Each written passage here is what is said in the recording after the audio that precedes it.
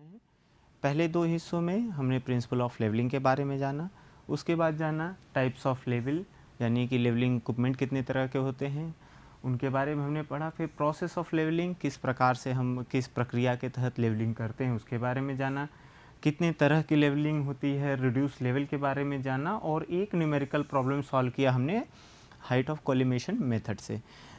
इस तीसरे और अंतिम हिस्से में हम बात करेंगे न्यूमेरिकल प्रॉब्लम जो हम राइज एंड फॉल मेथड से लगाएंगे, और फिर हम बातचीत करेंगे एक कंटूरिंग के बारे में। तो आइए अपने तीसरे भाग के साथ शुरुआत करते हैं और राइज एंड फॉल मेथड से एक न्यूमेरिकल प्रॉब्लम सॉल्व करने का प्रयास करते हैं।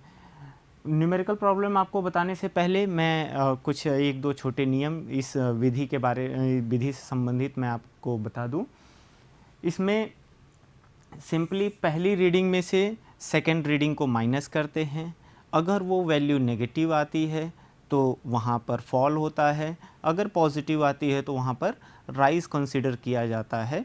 और जो नेक्स्ट पॉइंट होता है उसके आरएल के बारे में अगर हम बात करना चाहें तो प्रीवियस जो हमारा पिछला पॉइंट है उसका जो रिड्यूस लेवल होता है उसमें से हम राइज या फॉल को राइज को जोड़ दें या फॉल को माइनस कर दें तो हमें वैल्यू मिल जाती है उस अगले पॉइंट के आरएल का।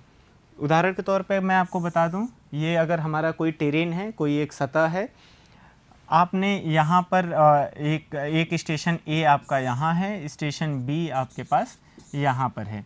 इसका आरएल अगर मैं कंसीडर करूँ ये 100 है और इसका बी पर आरएल आपको पता करना है कि क्या होगा। तो इसके लिए आप क्या करेंगे, सबसे पहले अपना इक्विपमेंट जो है हमारा लेवलिंग इक्विपमेंट उसको सेटअप करेंगे, उसको सेंटरिंग करेंगे, लेवलिंग करेंगे, फोकसिंग करेंगे। और पहली रीडिंग बैक साइड होती है तो आप स्टेशन ए पर रखे हुए स्टाफ पे रीडिंग पढ़ लेंगे, और ये लाइन चूँकि स्ट्रेट होती है इसी को लाइन ऑफ कॉलिमेशन बोलते हैं। आपको जब स्टेशन बी पे रखे हुए स्टाफ पे जो रीडिंग प्राप्त होती है इन ही दोनों को कंपेयर करना है। मैंने माना कि यहाँ पर जो रीडिंग आई वो 1 मीटर आई, यहाँ पर 3 मीटर आई। तो जो आपका राइज या फॉल कैसे कैलकुलेट किया जाएगा, अगर आप इस विधि से देखें तो क्या होगा, फर्स्ट रीडिंग आपका 1 मीटर है, सेकंड रीडिंग है 3 मीटर्स, तो ये आपको मिलता है -2 मीटर। ये माइनस बताता है कि यहाँ पर फॉल हुआ है। आप इस चित्र में भी आसानी से देख पा रहे हैं कि इस प्रक्रिया में फॉल हुआ है। अगर यहाँ राइज होता तो हम राइज कंसिडर करते। अब आरएल क्या होगा, आरएल और एट पॉइंट बी हम कैसे लेंगे, आरएल एट पॉइंट ए में हम ऐड कर देंगे राइज को या सब्ट्रैक्ट कर देंगे फॉल को। इस केस में हमारे पास फॉल हुआ है 2 मीटर्स का, तो हम प्रीवियस पॉइंट का जो आरएल 100 मीटर्स था उसमें से -2 मीटर्स कर देंगे, यानी कि 98 मीटर्स हमारे पास आरएल प्राप्त हो गया स्टेशन बी का। आगे बढ़ते हैं और अपने एक न्यूमेरिकल प्रॉब्लम की तरफ विचार करते हैं। यहाँ पर मैंने एक सरल सा उदाहरण लिया है।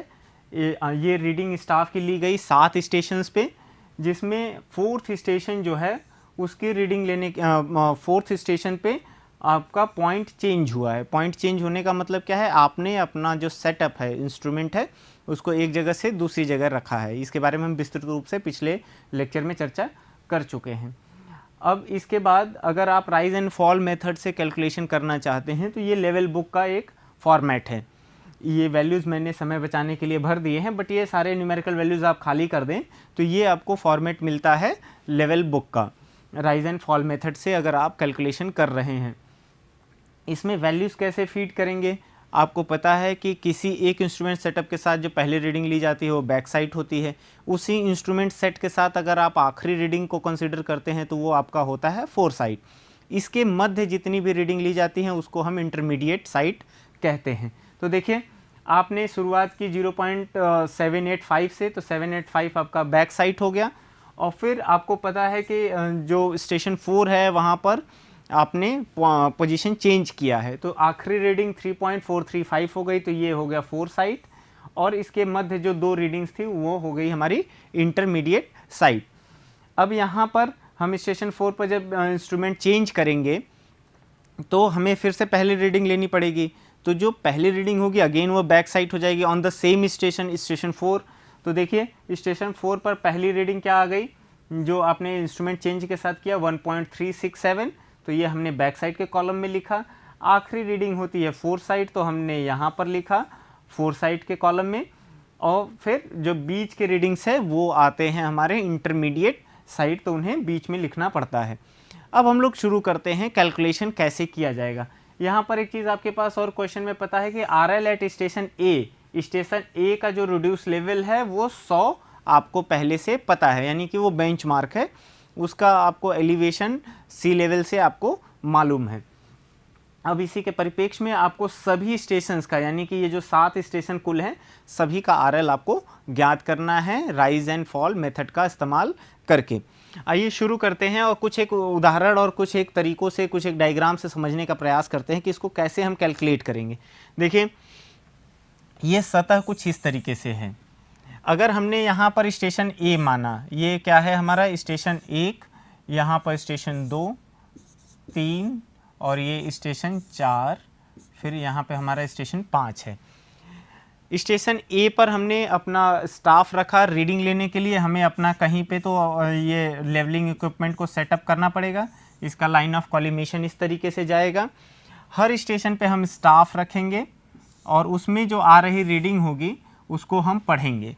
देखिए स्टेशन ए पर जो रीडिंग आई वो थी 0.785 यहाँ पर। अब स्टेशन बी पे जो रीडिंग आती है वो 1.326 आती है, यानी यहाँ पर जो रीडिंग है 0.785 है और यहाँ पे जो स्टाफ रीडिंग है 1.326 है। अब आप देखिए राइज एंड फॉल को कैलकुलेट हम कैसे करेंगे। Previous RL minus next RL, जो पिछला स्टेशन का RL था उसमें से हम नेक्स्ट स्टेशन के RL को सब्ट्रैक्ट कर देंगे, तो आपको राइज हुआ है या फॉल हुआ है वो उस वैल्यू के साइन से पता चल जाएगा। मैग्नीट्यूड तो अलग है बट उसका जो साइन है उससे आपको पता चल जाएगा कि राइज हुआ है या फॉल हुआ है। यहाँ पर आप देखिए स्टेशन ए पर जो आपका स्टाफ रीडिंग है 0.785 है। इसमें से जब आप 1.326 माइनस करते हैं तो देखिए आपको मिलता है यहाँ पर 0.541 मीटर्स, और ये किस में मिलेगा, माइनस में मिलेगा। ये क्वांटिटी बड़ी है तो ये माइनस में वैल्यू आपको मिलती है। अब आप इससे आइडिया ये लग सकता है आपको कि अगर माइनस साइन है तो इसका मतलब क्या होगा, यहाँ पर फॉल हुआ होगा। फॉल होगा तो आप फॉल वाले कॉलम में उस वैल्यू को मेंशन करेंगे, यानी कि इस कॉलम में देखिए जैसे यहाँ पर मैंने इसमें से जब इसको माइनस किया तो आपको मिला -0.541। इसी तरीके से अब फिर जब अगले स्टेशन के लिए स्टेशन 2 और 3 को कंपेयर करेंगे तो ये आपका प्रीवियस रीडिंग हो जाएगा, ये नेक्स्ट रीडिंग हो जाएगा। जब प्रीवियस रीडिंग यानी कि 1.326 में से 2.538 को जब आप सब्ट्रैक्ट करेंगे तो वैल्यू आपको मिलेगी 1.212, लेकिन अगेन ये वैल्यू क्या मिलेगी आपको, माइनस की मिलेगी, नेगेटिव वैल्यू मिलेगी। तो नेगेटिव वैल्यू कहाँ लिखा जाएगा, हमेशा ही फॉल में लिखा जाएगा। अब हम कंपेयर करते हैं तीसरे और चौथे स्टेशन को।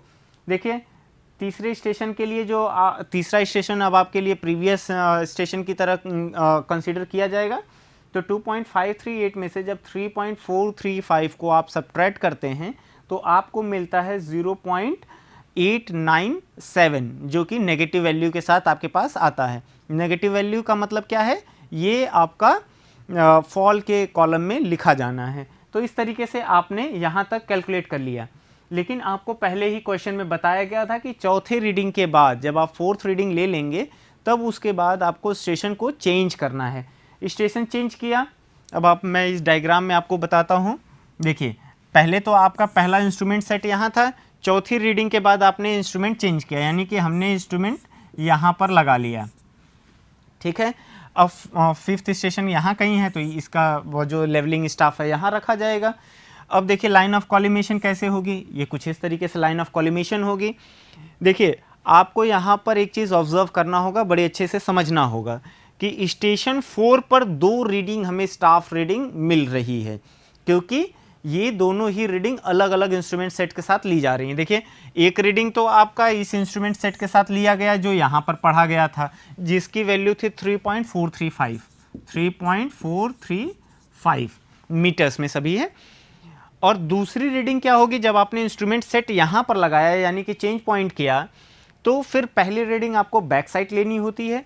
बैक साइड आपने लिया और ये रीडिंग आपको मिलती है 1.367 मीटर्स। और फिर अगली रीडिंग जो यहाँ पर मिलेगी वो आपको मिलेगी 2.328 ये वैल्यू आपको मिलती है फिफ्थ स्टेशन पे। अब आप देखिए इसको कॉलम में कैसे फिट किया जाएगा। फोर्थ स्टेशन पे दो रीडिंग है, एक फोर साइट है, एक बैक साइट है। तो फोर साइट तो हमने पहले ही यहाँ पर 3.435 लिख दिया था, लेकिन जब हमने स्टेशन चेंज किया तो पहली रीडिंग आती है बैक साइट यानी कि 1.367 बैक साइट वाले कॉलम में सेम स्टेशन के रो में लिखा जाएगा। तो यहाँ पर हमने उसको मेंशन किया। अब फिफ्थ स्टेशन की जो रीडिंग है वो 2.328 है, वो हमने यहाँ पर लिखा। अब हम इन दोनों को कंपेयर करेंगे, ये हमारे लिए प्रीवियस स्टेशन और ये हमारे लिए नेक्स्ट स्टेशन की तरह सामने आएगा। अब आप देखिए 1.367 में से 2.328 को जब सब्ट्रैक्ट करते हैं तो आपको मिलता है 0.961 with negative sign. Negative sign के साथ आपको मिलता है 0.961। तो इसको हमने फॉल वाले कॉलम में लिखा। अब अगला जो हम रीडिंग कंसीडर करेंगे, ये स्टेशन 5 को हम प्रीवियस स्टेशन की तरह और स्टेशन 6 को नेक्स्ट स्टेशन की तरह कंसीडर करेंगे। यहाँ पर देखिए प्रीवियस में से जब नेक्स्ट को माइनस करेंगे यानी कि 2.328 में से 1.234 को जब माइनस करेंगे तो आपको वैल्यू मिलेगी 1.094 विथ पॉजिटिव साइन। यहाँ पर देखिए अभी तक लगातार हमें नेगेटिव साइन मिल रहे थे, बट यहाँ पर हमें एक पॉजिटिव वैल्यू मिली है। 2.328 में से जब 1.234 को सब्ट्रैक्ट करेंगे तो आपको मिलता है 1.094 विथ पॉजिटिव साइन। तो इसको हम कहाँ रखेंगे, राइज वाले कॉलम में सिंपली लिख देंगे। अब आखिरी रीडिंग क्या होगी, सिक्स स्टेशन हमारा प्रीवियस स्टेशन की तरह काम करेगा और सेवेंथ स्टेशन नेक्स्ट स्टेशन की तरह काम करेगा। तो जब 1.234 में से आप 1.657 को सब्ट्रैक्ट करते हैं तो आपको वैल्यू मिलती है 0.423 विथ नेगेटिव साइन, इसलिए हमने इसको फॉल वाले कॉलम में लिखा है। एक बारी जब आप ये राइज और फॉल को कैलकुलेट कर लेते हैं तो आरएल कैलकुलेट करना बहुत सरल हो जाता है। आरएल कैलकुलेट करने के लिए क्या है, सिंपल तरीका कि प्रीवियस स्टेशन पर जो उस स्टेशन का आरएल था उसमें अगर राइज हुआ है तो ऐड कर दीजिए वैल्यू, अगर फॉल हुआ है तो वैल्यू को सब्ट्रैक्ट करते हुए आप आगे बढ़ जाइए। देखिए अब स्टेशन ए का आरएल क्या था, 100 था, आपको पहले से बेंचमार्क था, आपको पता था। स्टेशन 2 पर क्या हुआ है, फॉल हुआ है, यानी कि आपको यहाँ पे वैल्यू क्या कैसे कैलकुलेट करनी पड़ेगी आरएल की, 100 माइनस फॉल यानी कि 0.541। जब आप इसको सब्ट्रैक्ट कर देंगे तो आपको मिलेगा 99.459। इसी तरीके से अगले स्टेशन के लिए देखिए, स्टेशन 3 के लिए अगर आप देखेंगे इस रो में तो यहाँ पे क्या हुआ है, फॉल मिला है हमें वैल्यू। तो इस स्टेशन का जो आरएल होगा वो 99.459 में से 1.212 को सब्ट्रैक्ट कर देंगे तो हमें मिल जाएगा 98.247। तो इस तरीके से हम अगले स्टेशन पर जाएंगे, यहाँ पर फिर से फॉल हुआ है तो हम क्या करेंगे, इस स्टेशन 4 का अगर हमें आरएल चाहिए तो हम करेंगे 98.247 में से 0.897 को सब्ट्रैक्ट करेंगे, हमें मिल जाएगा 97.350। इसी तरीके से एक बस चेंजेस आएगा। यहाँ पर आप देखिए स्टेशन 5 पर जो आरएल है वो आपका है 96.389 और यहाँ पर राइज हुआ है, राइज यानी कि 1.094 राइज हुआ है। तो हम क्या करेंगे, इस वैल्यू में 1.094 को ऐड कर देंगे। 96.389 में जब हम ऐड करेंगे 1.094 तो हमें मिलता है 97.483। और आखिरी स्टेशन पे फिर से फॉल हुआ है तो हमने इसको इस वैल्यू को इसमें सब्ट्रैक्ट कर दिया, हमें प्राप्त हो गया 97.060। इस सरल प्रक्रिया के तहत आपको स्टेशन 1 2 3 4 5 6 7 सभी स्टेशन पर आपको आरएल मिल गया अलग अलग से। अब इसमें कुछ अरिथमेटिक चेक्स हैं कि आपकी वैल्यू, आपके कैलकुलेशंस ठीक है या नहीं। आप इसको क्रॉस चेक कर सकते हैं। कैसे कर सकते हैं, सिग्मा बीएस यानी कि सभी बैक साइड की वैल्यूज, यहाँ पे दो वैल्यूज हैं, इनको जोड़ दिया, sigma BS minus sigma FS, four side के सभी वैल्यूज को जब आप जोड़ देंगे तो जो उनका डिफरेंस आएगा, देखिए इस केस में क्या है 2.152 में से जब हमने माइनस किया 2.092, तो हमें मिलता है 2.940। ये नेगेटिव साइन के साथ हमें मिलता है।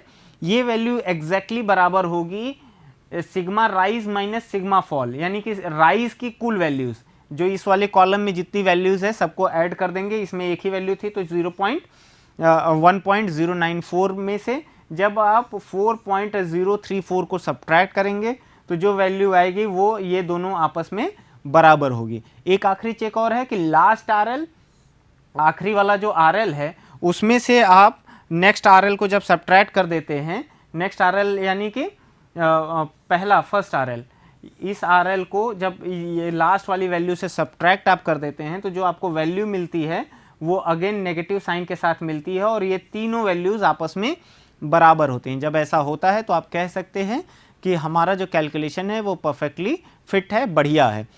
इस तरीके से हम किसी भी स्टेशंस का आरएल कैलकुलेट कर सकते हैं लेवलिंग के माध्यम से, और हमने इसे दो मेथड से पढ़ा, लाइन ऑफ कॉलिमेशन मेथड से, और यहाँ पर हमने चर्चा किया राइज एंड फॉल मेथड से। आइए अब हम कुछ बातचीत करते हैं कंटूर लाइंस के बारे में, जिन्हें हिंदी में समोच्च रेखाएं भी कहते हैं। सबसे पहले अगर मैं डेफिनेशन की बात करूँ, इसके परिभाषा की बात करूँ, तो समान ऊंचाई के बिंदुओं को जोड़ने वाली रेखा को हम समोच्च रेखा कहते हैं, यानी कि line joining the points of same elevation, इसको हम क्या कहते हैं, is known as contour lines.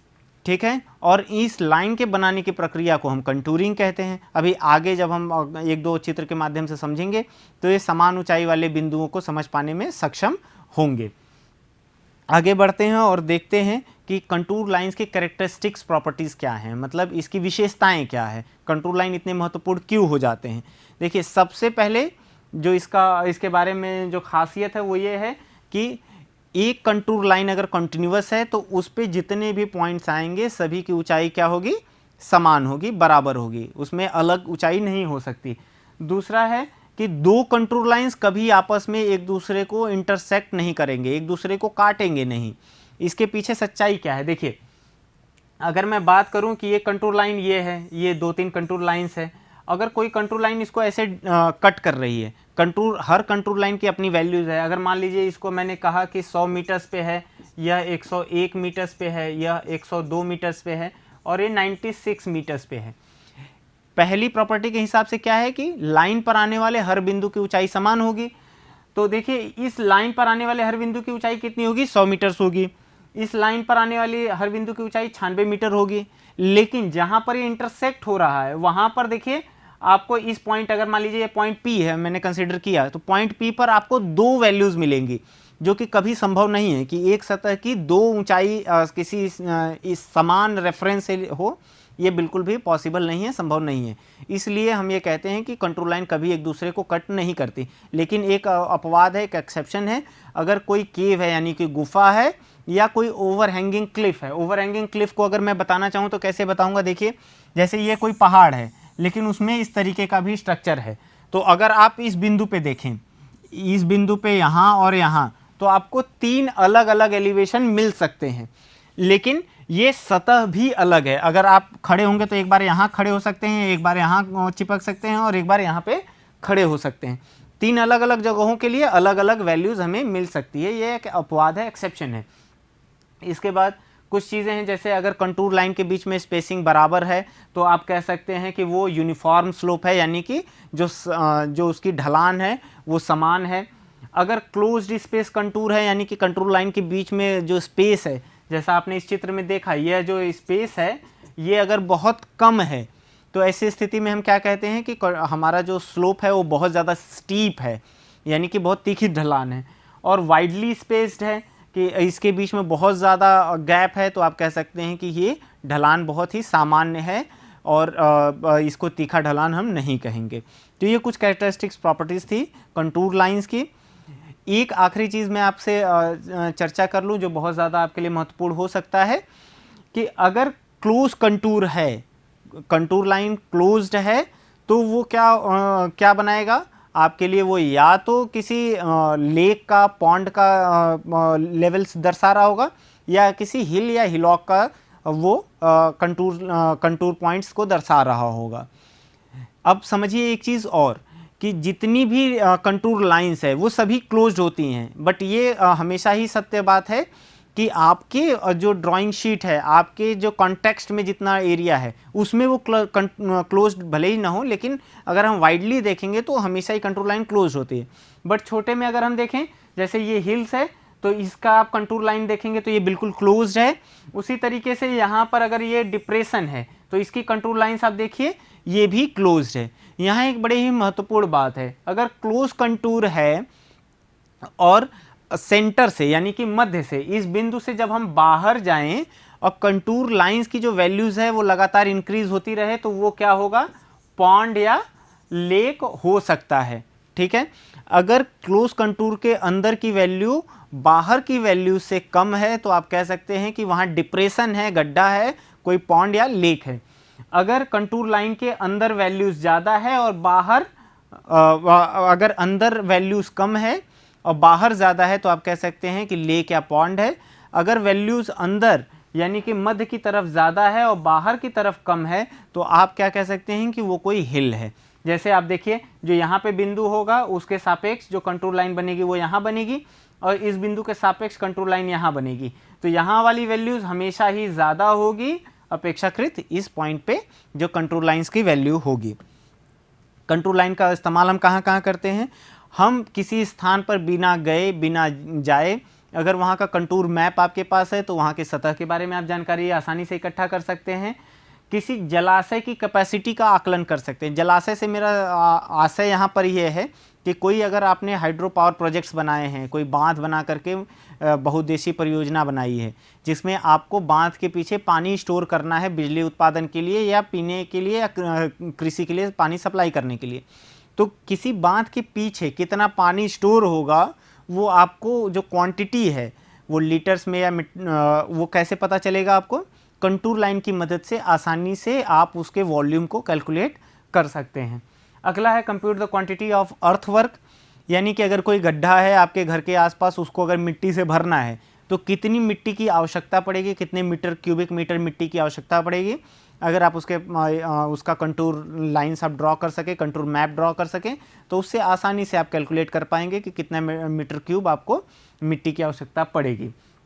इसी तरीके से किसी रोड का ढलान के बारे में आपको जानना है कि रोड का ग्रेडियंट कैसे है तो कंटूर लाइन की मदद से आसानी से आप पता कर सकते हैं। जिस एरिया से वो रोड गुजर रहा है वहाँ के कंटूर मैप से आप कंपेयर कर लेंगे तो आपको उस रोड का जो ढलान है उसके बारे में आसानी से जानकारी उपलब्ध हो जाएगी।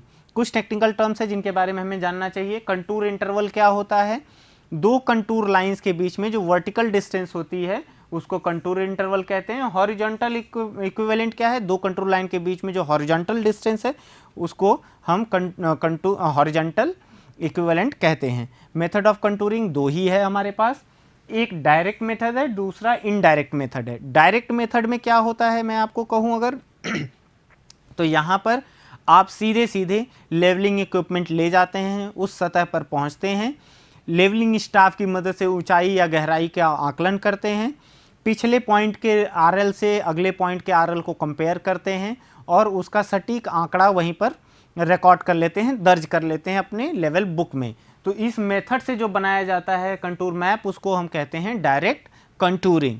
इनडायरेक्ट कंटूरिंग क्या है इसमें अंतर्वेषण मेथड का इस्तेमाल किया जाता है, इंटरपोलेशन मेथड का। मतलब हमारे पास पहले से कोई कंटूर मैप अवेलेबल है, मान लिया हमारे पास ये कंटूर मैप अवेलेबल है, ये 100 मीटर पे है, ये 101 मीटर, 102 मीटर, 103 मीटर। अगर मैंने एक रफ उदाहरण लिया कि अगर ये हमारे कंटूर लाइन का वैल्यूज़ है, अगर हमें इस पॉइंट पर कोई वैल्यू चाहिए, एलिवेशन चाहिए, तो हम कैसे कर सकते हैं।